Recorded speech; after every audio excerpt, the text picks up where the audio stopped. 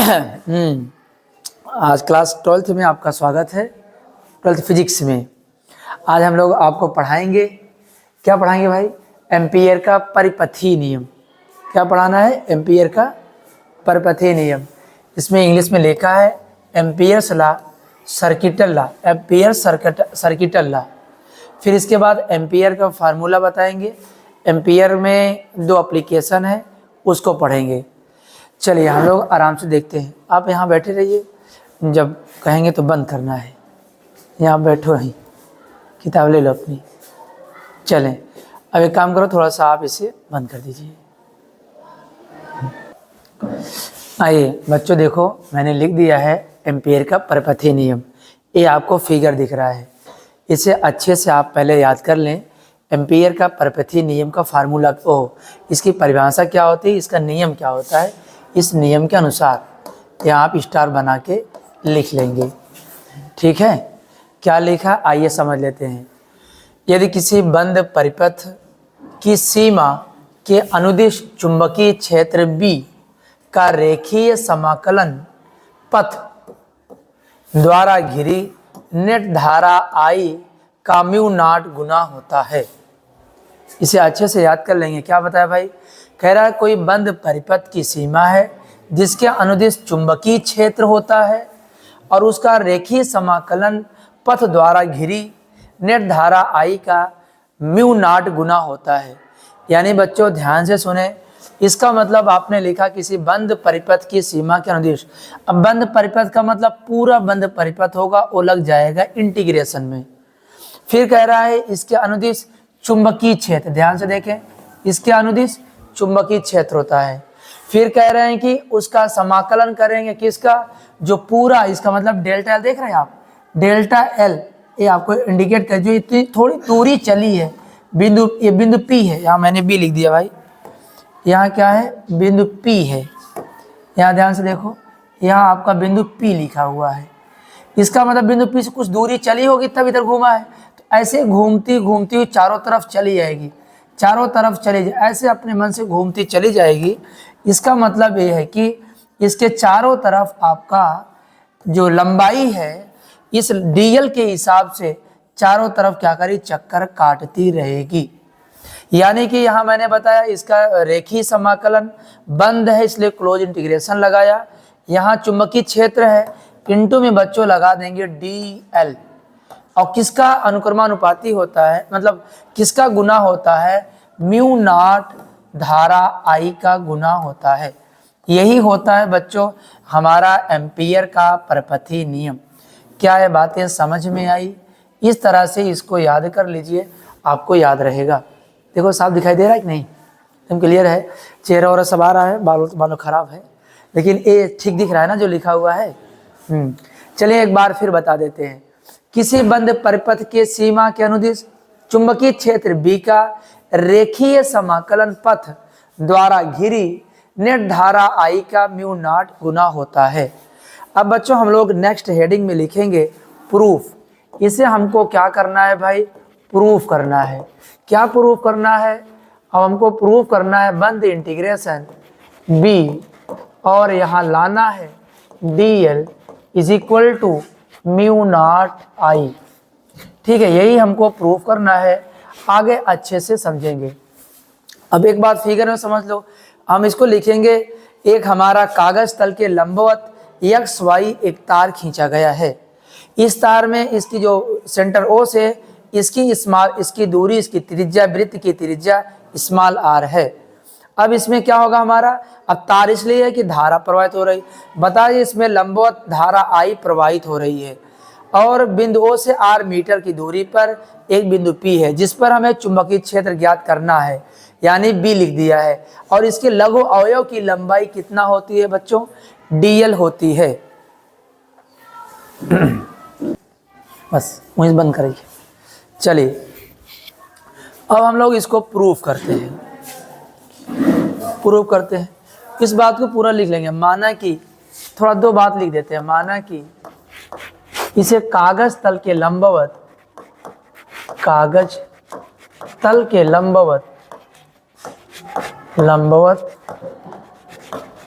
कागज तल के लंबवत एक तार X Y, capital X Y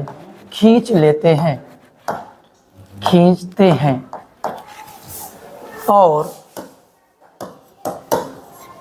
इसमें धारा I प्रवाहित हो रही है और इसमें धारा I प्रवाहित हो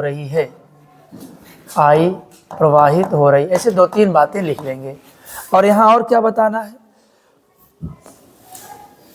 ए है और इसका एक केंद्र O है जिसकी त्रिज्या स्मॉल r है। इसका केंद्र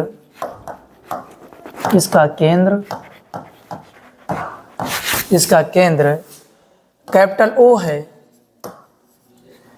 O से मतलब वृत्त की त्रिज्या लिख लेंगे, वृत्त की त्रिज्या O है और वृत्त की त्रिज्या स्मॉल r है।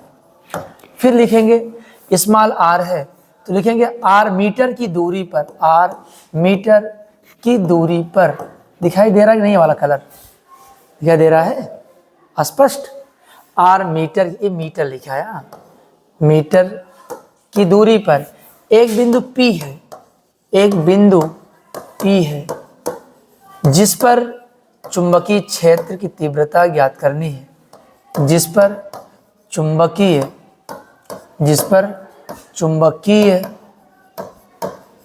क्षेत्र की तीव्रता, राइटिंग गड़बड़ा जाती, थक जाते हैं। चुंबकीय क्षेत्र की तीव्रता ज्ञात करनी है, बड़ी मेहनत लगता है इसको लिखने में, ज्ञात करनी है और लघु अवयव की लंबाई डेल्टा L है। ठीक है, चलिए शुरू करें। ध्यान से देखो, मैं लिख रहा हूँ कहाँ से, एम्पियर का जब ए हो जाएगी तो डेल्टा L के का चुंबकीय क्षेत्र, एक फार्मूला आपको याद कर लेना है इसे काम करने के लिए। देखो हमें पहले करना क्या है, पहले सुन लेना ध्यान से, तभी आपको समझ में आएगा, नहीं तो समझ में नहीं आएगा। चले, हमारा डेल्टा L का चुंबकीय क्षेत्र ज्ञात करना है।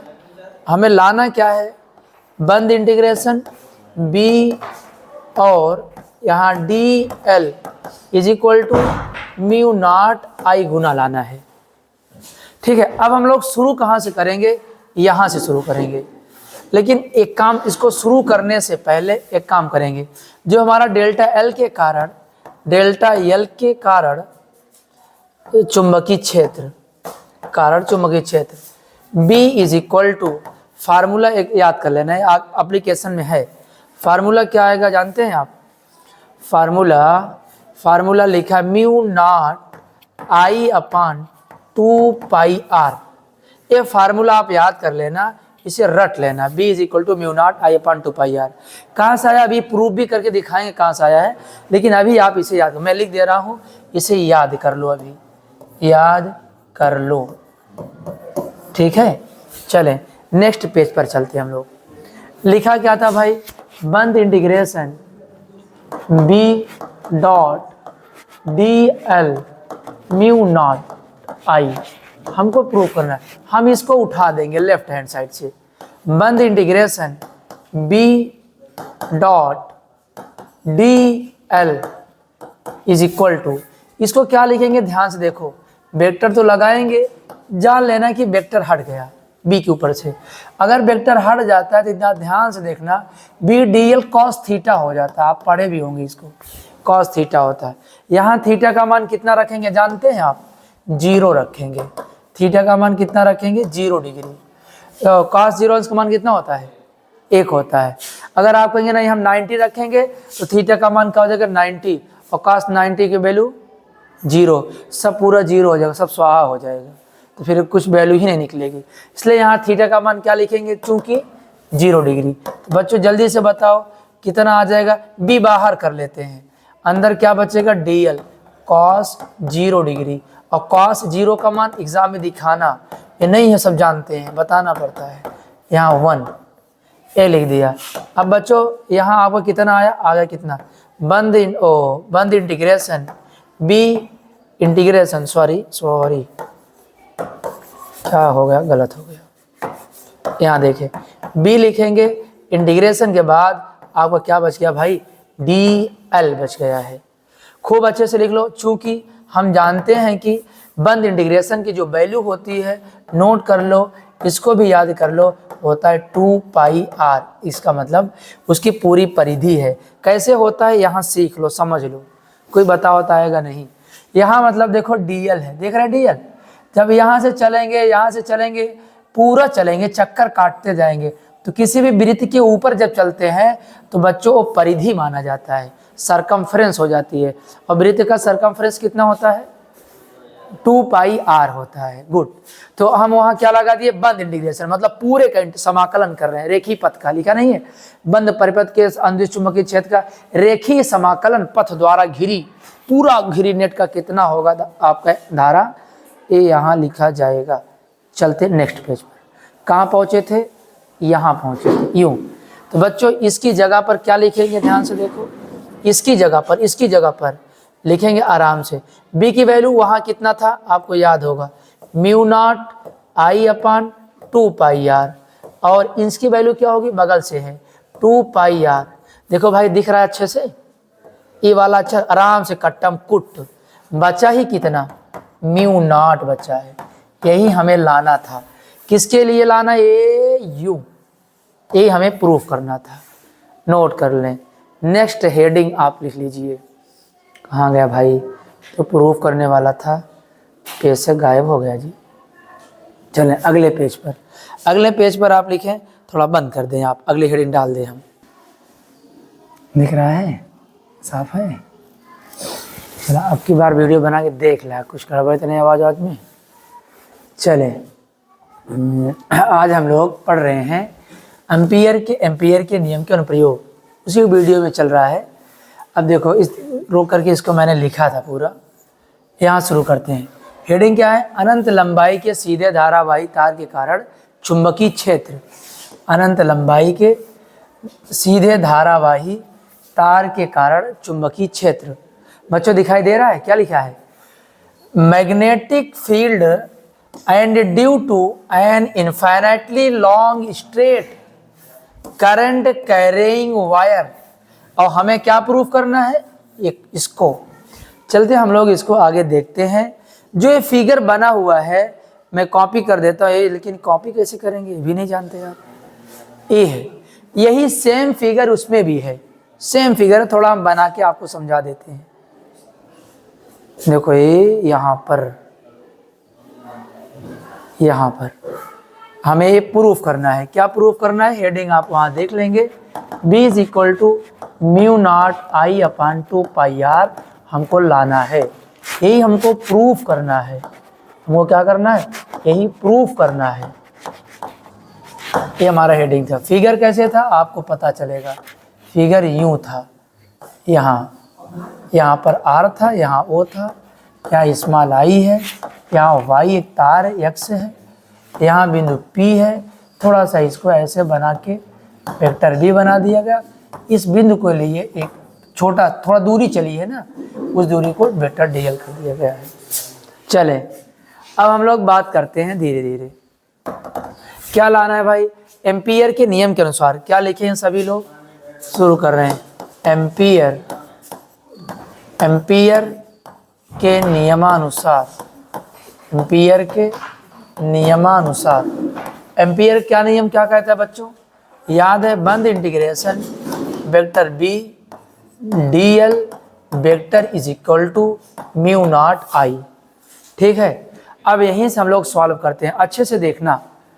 अब हम लोग ये जैसे लिखा है उसको ऐसे लिखा रहने देते हैं। देख लीजिए, ये जैसे लिखा कोई चेंजिंग नहीं, नीचे लिख लेते हैं लेफ्ट हैंड साइड।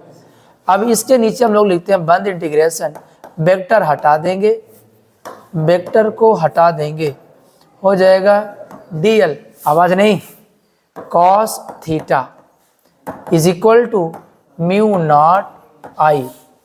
अब बच्चों बताओ थीटा का मान क्या रखेंगे, लिख देते हैं, थीटा का मान 0 लिखेंगे। थीटा का मान कितना, 0, cos 0 का मान 1 हो जाएगा, क्या हो जाएगा आपका b dl हो जाएगा।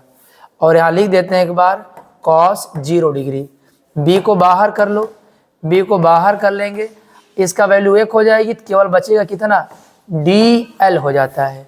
फिर वही बात आती है, पूरे की वैल्यू पूरा चलेगा, क्या हो जाएगा, ध्यान से देखो, यहाँ लिख दे रहे हैं, b यहाँ लिख देते हैं, और ठीक है, dl की वैल्यू क्या होती है हमारे पास, dl की वैल्यू क्या होती है 2 पाई r, यहाँ लिख देंगे 2 pi r is equal to क्या लिख रहा था भाई, म्यू नॉट, इसको फिर लिख देते हैं म्यू नॉट आई, लास्ट में क्या होगा, म्यू नॉट आई। इसको कहाँ देखें, अब इस फिगर को हम हटा देते हैं, फिगर को हटा देते हैं भाई, फिगर को हमने क्या कर दिया भाई, हटा दिया है। चलिए फिगर को हटा दिया तो हम लोग अब यहाँ लिख लेते हैं ए लाइन से। हमारे पास 2 पाई आर है, कहाँ चला जाएगा, जस्ट इसके नीचे चला जाएगा। b इज इक्वल टू देख लीजिए आप, यहाँ म्यू नॉट है, म्यू नॉट ऊपर रहेगा, आई भी ऊपर रहेगा, 2 पाई आर कहाँ चला जाएगा, इसके नीचे चला जाएगा, यानी 2 पाई आर। बताओ बच्चों, ये प्रूफ करना था कि नहीं करना था, देख लो, लाना था ना, आ गया, स्क्रीनशॉट कर लीजिए, बीच से रोको, वहाँ से बीच। चलिए बच्चों, इसकी दूसरी एप्लीकेशन है एम्पीयर लॉ का, जो मैंने आपको हेडिंग डाल दिया है। तो लंबी परिनालिका के कारण भीतर, लंबी परिनालिका के भीतर चुंबकीय क्षेत्र। बच्चों हम फिगर बना दे रहे हैं, आओ फिगर ध्यान से देखें। फिगर आपको देखो हम बना रहे हैं यूं, फिगर ज़्यादा समय नहीं लगेगा, देखते रहना ध्यान से। कई किताबों में ऐसे बना है, कुछ किताबों में और दूसरा का, लेकिन बात वही है, ये बना हुआ है। इसमें एक लाइन ऐसे है, बीच में एक ऐसा बना है, ये रेक्टेंगल है। यहाँ ध्यान से देखेंगे, यहाँ आप लोग क्या बना देंगे, एरो, क्योंकि ये क्या है आपका, एरो बना हुआ है। यहाँ आप क्या बना देंगे, एरो, ठीक है, बढ़िया से पेंसिल पैटर्न निकाल करके इसको बनाएंगे। यहाँ लिखा है ए, यहाँ स्मॉल ए, यहाँ लिखा है बी, यहाँ लिखा है सी, यहाँ लिखा है डी। इसका मतलब इसमें कलर हम दूसरा बना दे। यहाँ लिखा है स्मॉल ए, मिटा देते हैं इसको। यहाँ आपका क्या बना है, स्मॉल ए, यहाँ बना हुआ है बच्चों स्मॉल ए। अब दिख गया, यहाँ तो बी दिख रहा होगा, यहाँ दूसरा कलर चल जा भाई, यहाँ आपको दिखा दे बी है। इसका एरो ऐसे बना दो, इसका एरो ऐसे बना दो भाई, दिख रहा है कि नहीं दिख रहा है, इसका एरो ऐसे बना दो, ठीक है, ये बन जाएगा। लेकिन इसका एरो यूं बन जाएगा भाई, ये बन गया आपका प्रणालिका। इसमें सब में आई धारा फ्लो हो रही है, आई धारा फ्लो हो रही है। नीचे वाला लाइन आपको दिख रहा होगा, ठीक है बच्चों, फिगर आपको दिख रहा होगा, सुंदर बनाया है।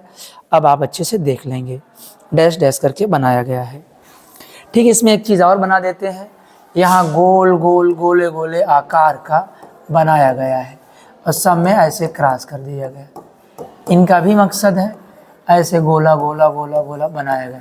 बीच वाले में बिंदी है, बीच वाले में बिंदी है, या इनको डिनोट करते हैं आई नॉट से, ठीक है, नोट कर लिए आप फिगर में। बहुत अच्छा फिगर बनाया है। माना कि प्रणालिका एक लंबी बेलनाकार कुंडली होती है, जो एक लंबी प्रणालिका के प्रति एकांक लंबाई फेरों की संख्या स्मॉल एन होती है और इसमें आई धारा एम्पियर प्रवाहित हो रही है। इस कुंडली को बनाने के लिए किसी भी कीबोर्ड और चिकनी मिट्टी की नलिका के ऊपर तांबे के विद्युत रोधी तार से कई फेरों वाली लपेट कर बना लेते हैं और इसमें धारा प्रवाहित हो रही है, ठीक है बच्चों। ये आपकी चिकनी मिट्टी से बनाई गई है और इसका मतलब एक आयताकार ABCD जिसमें धारा आई प्रवाहित हो रही है। ये लंबी प्रणालिका है जो एक इंसुलेटर के ऊपर रखी गई है। लेकिन बातें होती है इसे कैसे सॉल्व करना है, ये इंपॉर्टेंट है। बाकी हिंदी वाला आप लिख लेंगे अच्छे से, इतना लिख लेना। माना कि मैं लिख दे रहा हूँ, माना कि एक आयताकार प्रणालिका है, लिख देते हैं बच्चों, ठीक है। इसको रोक करके हम लिख दे रहे हैं, थोड़ा 2-3 लाइन आप लिख लेंगे। आप देखिए मैंने लिख दिया भैया, अब आपके सामने सब दिख रहा है, लगभग मैंने लिखा है। अब बता देते हैं क्या लिखा भाई। माना एक लंबी बेलनाकार कुंडली होती है, माना कि लंबी जो बनी है बेलनाकार कुंडली होती है। एक लंबी परिनालिका में एक प्रति मीटर लंबाई में फेरों की संख्या स्मॉल एन है। फेरों की संख्या स्मॉल एन है। अभी बताएंगे स्मॉल एन यहाँ फेरों संख्या क्यों हो गई, कोई नहीं बताएगा। माना आयताकार बंद परिपथ ABCD है, ठीक है। माना बंद परिपथ एक ABCD है जिसकी भुजा AB परिनालिका के अक्ष के समांतर होती है। यानी जो ए वाली भुजा AB होती है ये परिनालिका के अक्ष के समांतर होती है, ठीक है। इसको याद करेंगे। अब बच्चों इसमें एक इंपॉर्टेंट बात है, यही मैं समझा दे रहा हूँ आपको, सुन लीजिए अच्छे से। 2-3 बातें इंपॉर्टेंट है, आप रिपीट करके सुन लेना, बहुत इंपॉर्टेंट, बहुत ध्यान देने वाली बात है। यहाँ जो AB है ये परिनालिका के अक्ष के समांतर है, लेकिन जो हमारी भुजा आप देख रहे हैं, जो हमारी भुजा BC है, जो हमारी दूसरी भुजा DA है, ये दोनों भुजा बच्चों इस परिनालिका के लंबवत है। क्लियर, समझ में आया? मतलब कि ये समांतर है और ये दोनों क्या होती हैं बच्चों, आपस में क्या होती हैं, ये इसके क्या हो जाती हैं, परपेंडिकुलर है, लंबवत है। लेकिन जो CD भुजा है, जो CD वाली भुजा है ये परिनालिका से बहुत दूर है। कहाँ है? बहुत दूर है, ठीक। इसका यूज है, आइए देखते हैं हम लोग नेक्स्ट पेज पर, अच्छे से सीखें। अब हम लिखेंगे एम्पियर के नियम के अनुसार, एम्पियर लॉ, एम्पियर के नियमानुसार, ठीक है। लिखते हैं हम लोग, अच्छे से देखो बच्चों। यहाँ दो थोड़ा बड़ा लिखिन जाएगा, बंद integration B dot DL dot is equal to mu naught I, ठीक है। अच्छे सीखना, इसी से हम लोग पूरा प्रूफ करेंगे। म्यू नॉट I बार बार लिखते चलेंगे, लेकिन बच्चों याद रखो यहाँ जो आपने देखा है, एक चीज़ देखा है, इसमें A से B भी चलेंगे, B से C, C से D, D से A चलेंगे, मतलब सबको जोड़ लेना है। अच्छे से देखो बच्चों, बहुत इंपॉर्टेंट है, ये आपके पेपर में आएगा, वेरी वेरी इंपॉर्टेंट है। आप अच्छे से इसको एग्जाम में पढ़ के जाइए। चले कैसे लिखेंगे, हम यहाँ से LHS ले लेते हैं। क्या LHS, क्या पूरा आगे जगह लिख देंगे। अच्छा, इंटीग्रेशन लगाएं कहाँ से कहाँ तक, A से B तक। आराम से देखो B डॉट DL, फिर प्लस लगाएंगे, फिर इंटीग्रेशन A से B चला था, फिर B से C चला है। मामला चुंबकीय क्षेत्र वही है, लंबाई उतनी ही मानी जाती है। फिर आप कहाँ से कहाँ चलेंगे, फिर B से C चले, फिर C से D चलेंगे, C से D चलेंगे, मामला वही रहेगा। बताओ समझ में आ रहा है? यहाँ A से B है, फिर B से C है, फिर C से D है, फिर अगला क्या होगा बताओ जल्दी से, बोलो बोलो जल्दी। D से A होगा, D यहाँ होगा, A यहाँ होगा, बात मामला वही होगा। बताओ यहाँ समझ में आया? इक्वल में बच्चों क्या लिख लेंगे, म्यू नॉट I लिख लेंगे। चले दूसरी बात बच्चों, A वाली वैल्यू 0 होगी, A वाली वैल्यू 0 होगी, A वाली वैल्यू 0 होगी। गुरुजी बता दी जल्दी से 0 क्यों होगा। चलो अब हम बता देते हैं फिगर में, अच्छे सीख लें बच्चों। जब से B से C काम करेंगे और D से A, ये दोनों परपेंडिकुलर है, यानी थीटा का मान 90 डिग्री। और ये 0 क्यों होगा, क्योंकि cos 90 का मान 0। अब बच्चों ये क्या होगा, ये दूर है, दूर होने की वजह से 0 हो जाएगा, ठीक है। हाँ सर समझ में आ गई। अब यहाँ सॉरी मैं लिख भी देता हूँ, एग्जामिनर को दिखाना, एग्जामिनर चाहता है ना कैसा आपने 0 किया, मैं लिख दे रहा हूँ। इंटीग्रेशन B से लेकर के C और B DL, A वाली वैल्यू प्लस। एक काम करते हैं, पहले एक लाइन लिख लेते हैं तब 0 करते हैं, थोड़ा आपको ज़्यादा समझ में आएगा। क्या, इनको cos थीटा बना लेते हैं। 0 तो होगा, लेकिन एक लाइन लिखने के बाद क्या लिखेंगे, थोड़ा देखो अच्छे से देखना। इसको मैं लिख सकता हूँ क्या, देखो भाई इसको लिख सकता हूँ क्या, A से B। अब वेक्टर हटा देंगे, यहाँ भी वेक्टर हटा देंगे, तो बच्चों क्या लिखा जाएगा, सब आप करो, cos थीटा लिखा जाएगा। ध्यान से देखो, यहाँ क्या लिखेंगे, B से C तक, ये भी वेक्टर हटेगा तो DL होगा, cos थीटा हो जाएगा। थोड़ा जल्दी लिख रहा हूँ। हाँ, यहाँ क्या होगा, C से D तक B लिखूँगा और DL लिखूँगा, cos थीटा लिख दूँगा। यहाँ क्या लिखूँगा भाई, D से D लिखूँगा, B DL क्या लिखूँगा भाई, cos थीटा लिखूँगा, और बराबर म्यू नॉट I लिखा है। बताओ समझ में आ रहा है? एक काम और कर देते हैं तुम्हें, देखो यहाँ थीटा का मान पैरेलल था, उसे किसके था, पैरेलल। यहाँ थीटा का मान 0, यहाँ थीटा का मान क्या होगा, 0 आ जाएगा, यहाँ थीटा का मान 0। एक लाइन और, एक लाइन और, कोई इतना एक्सप्लेन बच्चों नहीं करेगा, नहीं आप देख लेना किसी भी चैनल पर।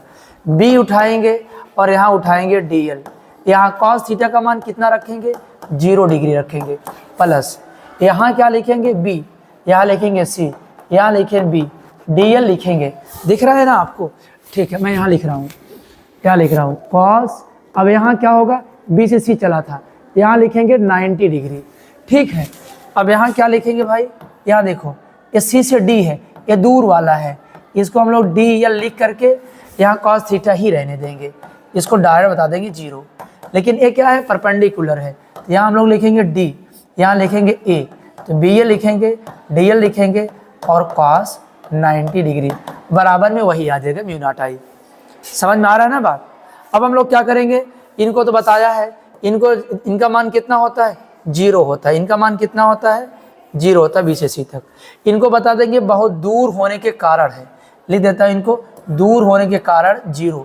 और ये क्या होगा बच्चों, फिर cos 90 की वैल्यू कितना हो जाएगी, 0। एक एक अक्षर आपको बता रहा हूँ कैसे हो जाएगा बच्चों। अब मैं लिखता हूँ ये क्या हो जाएगा 0, तो क्या करें यार, क्या करें, एडजस्ट नहीं हो पाएगा यार, छोटा भी नहीं हो पाएगा, क्या करें, एक लाइन लिख देते हैं एडजस्ट करके। क्या लिखेंगे, इन बात को लिखेंगे यहाँ, चूंकि integration b c b d लिखना पड़ेगा, बात कुछ नहीं और है, cos 90 डिग्री प्लस u वाला, देखो u वाला, देखना ध्यान देना, u वाला कौन वाला, d से a तक, यहाँ लिखेंगे b dl। वैसे मेरा मन करता है यार सब ऐसे लिख दे डायरेक्ट, क्या और वो दूर और बता ही दिया है, आप लोग लिख लेना, एक लाइन आ जाएगा आंसर, आपको मिटा देते। चलो लिख लेते हैं यार, dl, नहीं तो आप कहेंगे सर छोड़ दिए आप, कैसे लिखेंगे, कैसे लिखेंगे, dl cos 90 अलग अलग से बराबर 0 हो गया है, इसे अच्छे से आप लिख लेंगे, इनके बराबर 0 कौन कौन भाई देख लेना, a वाला 0 हो चुका है और a वाला 0, दोनों लिख लिया, 0 हो गया है, क्लियर, समझा रहा हूँ भाई। अब a वाला क्या होगा, दूर के कारण 0, इसको लिख लेना, आता है परपेंडिकुलर मतलब कुंडली से, परिनालिका से दूर है, ठीक है। मैं छोड़ता नहीं हूँ, नीचे लिख देता हूँ, कौन है भाई, c से d तक b dl cos थीटा बराबर 0 होगा, लिख देंगे परिनालिका से दूर होने पर, परिनालिका से दूर, बहुत दूर है ये 0, ठीक है। अब अच्छा बचेगा क्या, देख लो, केवल बचेगा आपका क्या, मात्र a बचेगा, देख रहे हैं, केवल a बचेगा, देख रहे हैं, केवल a बचेगा, क्लियर है, यही लिख लेता हूँ, समझ में आएगा, b dl। चले नेक्स्ट पेज पर, कहाँ चला गया वो, चले कहाँ चला गया, a लिखा है। अब इसके नीचे हम लोग क्या बचेगा, a से b dl और क्या है भाई, cos 0 डिग्री, और बाहर क्या बचा था, म्यू नॉट आई बचा था, लिख लेना दोबारा। अब बच्चों cos 0 का मान 1 हो जाएगा, यहाँ से a b बाहर चलाएगा, a से b केवल बचेगा dl इज इक्वल टू कितना आएगा, म्यू नॉट आई आ जाएगा। बच्चों b की वैल्यू आराम से लिख लेंगे हम लोग, क्या लिख लेंगे हम लोग, b की वैल्यू आराम से लिख लेंगे, b की वैल्यू अलग रख लेंगे। लेकिन एक नई चीज़ आपको बता दे रहा हूँ, इनकी वैल्यू क्या होगी यहाँ लिखना पड़ेगा, चूंकि इंटीग्रेशन a से b तक मान लेंगे, यहाँ माना कि a से b तक जो दूरी होती है वो x होता है। अब यहाँ देख लो इस लाइन को, इसी नीचे यहाँ देख लो भाई, अब बचा क्या मेरे पास, क्या बचा, देखो ध्यान से देखो, क्या बचा, b बचा है, इनकी पूरी वैल्यू क्या होती है, x, दूरी क्या x होती है, बराबर क्या होगा, म्यू नॉट आई आ जाएगा। अभी इसको रोको मत, यहीं आगे हम काम बनाएंगे नेक्स्ट पेज पर। अब आपको एक लाइन लिखेंगे, अच्छे से रुको, यहाँ आपको दे देते, स्क्रीनशॉट ले लीजिए आप यहाँ से, 1 मिनट, आप स्क्रीनशॉट ले लीजिए अच्छे से, फिर हम वहाँ उसको आगे लिखते हैं, ठीक है बच्चों। मैंने कुछ आपको डायरेक्ट वीडियो रोक करके लिखा है बेईमानदारी, क्या लिखा भाई, लिखा मैंने, माना परिनालिका के प्रति एकांक लंबाई में फेरों की संख्या स्मॉल n है, इंपॉर्टेंट स्मॉल n है गुरुजी, बताइए जल्दी से। फेरों की संख्या तो कैपिटल N पढ़ा करते हैं हम, जो बच्चे को पढ़ने वाले हैं, जो समझते हैं, पढ़ते रहते हैं हमेशा, सर फेरों की संख्या हमने कैपिटल N मानते हैं, लेकिन आज आपने फेरों की संख्या स्मॉल n, ये क्यों? कभी स्मॉल n कभी कैपिटल N, ये कैसे लिखा जाता है भाई? अब मैं नहीं जानता, तुम जानो, पढ़ते तो रहते हो। लंबाई x में फेरों की संख्या, मतलब जितना फेरों की संख्या थी उसमें से हम लोग क्या कर देंगे, nx कर देंगे, दोनों गुणा कर देंगे। फिर उसमें मैंने लिखा है फेरों की संख्या, अच्छे लिख लो, प्रत्येक फेरे में धारा क्या हो जाती है, I0 हो जाती है। फिर क्या है, अतः लिखा है, अतः पथ द्वारा घिरी नेट धारा small I is equal to nx I0 हो जाएगी। बच्चे इसका मतलब हमने स्मॉल I की वैल्यू निकाल लिया, और हम वहां क्या प्रूफ किए थे भाई? चलो क्या प्रूफ किए थे?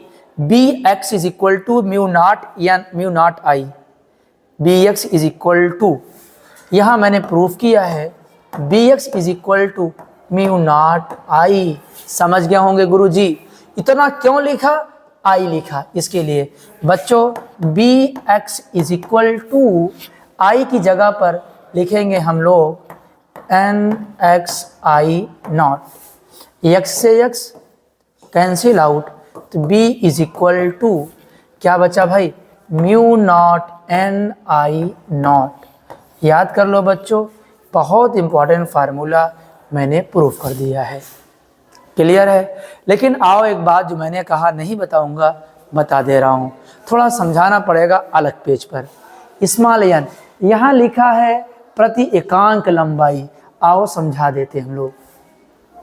जब कभी भी आज के बाद से जब फिजिक्स में लिखा होगा प्रति एकांक, लिखा होगा प्रति एकांक लंबाई में फेरों की संख्या, बच्चों याद रखो ऐसी कंडीशन पर हमको हमेशा स्मॉल n माना जाता है, क्लियर। इसका मतलब ये हुआ प्रति एकांक लंबाई का मतलब क्या होता है बच्चों? जैसे आपने कभी पढ़ा होगा कि जैसे मान लीजिए प्रति एकांक लंबाई का मतलब आपको अभी फिजिक्स में जब पढ़ेंगे, small n is equal to होता है कैपिटल N अपान L। लेकिन यहाँ बड़े फेरों की संख्या नहीं बताया, केवल बताया यहाँ पर क्या बताया है, small n is equal to 1 upon L। इसका मतलब ये होता है, इसका मतलब कि जैसे कभी सवाल आप 10th में पढ़े होंगे कि बताया 1 सेंटीमीटर स्क्वायर में कहा जाता है एक टाइल्स लगती है या 2 टाइल्स लगाई जाती है। सुनना ध्यान से, 1 सेंटीमीटर स्क्वायर में मतलब कि जिसकी लंबाई 1 सेंटीमीटर हो, चौड़ाई भी 1 हो, तो बच्चों इसका मतलब 1 सेंटीमीटर स्क्वायर है। 1 सेंटीमीटर स्क्वायर की दूरी पर कितना टाइल्स लग रही भाई, 2 टाइल्स लग रही है। अगर कोई पूछे बताओ 2 सेंटीमीटर स्क्वायर में कितना लगेगा, तो बच्चों क्या करोगे आप, 2 से गुणा कर दोगे, आपको कितनी टाइल्स की जरूरत हो जाएगी, 4 टाइल्स की। समझ बातें आ रही हैं? इसलिए मैंने आपको ये बातें समझाने की कोशिश किया है। इसलिए यहाँ जब मैंने लिखा प्रति एकांक, यहाँ जब मैंने लिखा है प्रति एकांक, यहाँ मैंने लिखा प्रति एकांक वाले जो शब्द लिखते हैं बच्चों, वहाँ आपके फेरों की संख्या स्मॉल n मानना पड़ेगा। लेकिन जो कैपिटल N क्या होगा, जहाँ लपेटने की संख्या मतलब फेरों की संख्या कितनी है, वहाँ फेरों की संख्या कितनी है, वहाँ बच्चों लपेटने की संख्या जब आएगी वहाँ कैपिटल N माना जाएगा। क्लियर हुई बात? आज हम लोगों ने बड़ी मेहनत से सारी चीज़ें मैंने बच्चों आज आपको एक टॉपिक मैंने कंप्लीट कर दिया है। बेस्ट ऑफ लक, आप जब पेपर देंगे यहाँ से इसको देख के जाइए, ज़रूर आपका फ़ायदा मिलेगा। 100% है। अगर मेरे चैनल से आपको 5 नंबर बढ़ जाते हैं तो मैं ये समझूंगा कि मेरा योगदान है। चले, ये तो मैं 11 पढ़ा रहा था यार, सॉरी, ए है। आप इसको स्क्रीनशॉट लेते जाइए, दूसरा देख लीजिए, तीसरा देख लीजिए, ये कंप्लीट हो गया, ये तो आगे आ गया है। एम्पियर पर अनुप्रयोग नियम लगाया है, ये पहला अनुप्रयोग है, इसके सामने आप देख लीजिए, ये प्रूफ किया है, आपके सामने आ चुका है। और नेक्स्ट वाला इसके बाद है लंबी प्रणाली का कारण फिगर बन गया है। इसको मैंने लगभग कुछ थ्योरी लिख दिया है, अपने नोट्स में देख के लिख लेंगे। और ये मैंने प्रूफ किया है, अपने शब्दों में प्रूफ किया है। फिर आगे ए मैंने किया है, ए वाला ए है, ए बी एक्स की वैल्यू आगे चल करके हम लोग यहाँ कर दिया है।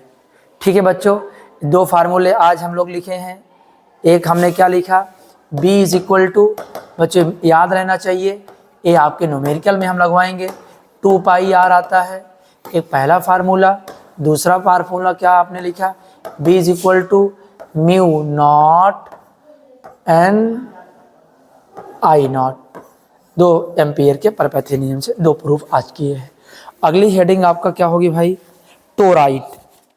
अब हम लोग टोराइड पढ़ेंगे। लॉरेंज बल्ब का मैंने फिगर बना दिया है, ये हमारे आपके फार्मूले में मिल जाएगा। ठीक है, अब यहाँ लिखा भी है किताब, मैं पूरा कुमाल मित्तल के अकॉर्डिंग आपका काम कर रहा हूँ। अब इस पर आप फार्मूला भी लगाइए, न्यूमेरिकल भी लगाते चलिए। आज मेरा मन एक कर रहा है इससे रिलेटेड एक न्यूमेरिकल लगा दे। ठीक है, न्यूमेरिकल मैं एक आज आपको लिख दे रहा हूँ। चलें, टाइम लगता है क्वेश्चन लिखने में।